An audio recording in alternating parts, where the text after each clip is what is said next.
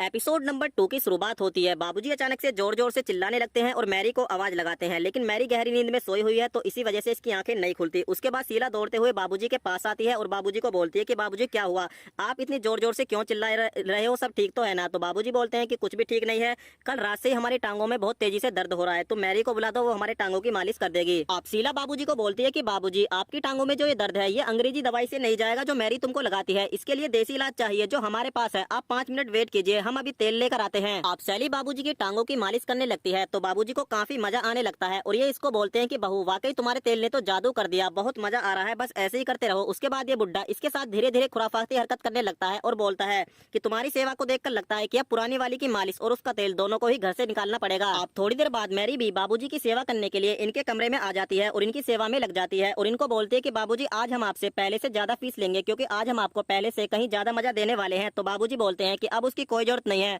अब तुम्हारा समय समाप्त हो चुका है और तुम यहाँ से जा सकती हो। इस बात को सुनकर मैरी को 360 वाट का करंट लगता है और ये बुड्ढे को बोलती है कि बाबूजी लगता है कि आज आपका मूड ठीक नहीं है, पर आप टेंशन मत लीजिए, हमको पता है कि आपका मूड कैसे फ्रेश करना है। उसके बाद ये बाबूजी के साथ खुराफाती हरकत करने लगती है, लेकिन ये बुड्ढा फिर भी नहीं पिघलता और इसको बोलता है कि जवानी से बुढ़ापे तक हमने जो फैसला ले लिया वो अटल है, वो बदल नहीं सकता और तुम यहाँ से जा सकती हो। अब उसके बाद मैरी इस बुड्ढे के पास संजय को लेकर आती है तो संजय अपने बाबूजी से पूछता है कि बाबूजी हमने सुना है कि आप मैरी को यहाँ से जाने के लिए बोल रहे हैं। तो ये बुड्ढा बोलता है कि तुमने ठीक सुना है। तो संजय बोलता है लेकिन बाबूजी अभी आप पूरी तरीके से ठीक नहीं है, अभी आपको मैरी की जरूरत है, उसको यहाँ रहना बहुत जरूरी है। तो बुड्ढा बोलता है कि हमको पता है कि मैरी का यहाँ रहना क्यों जरूरी है और किसके लिए जरूरी है।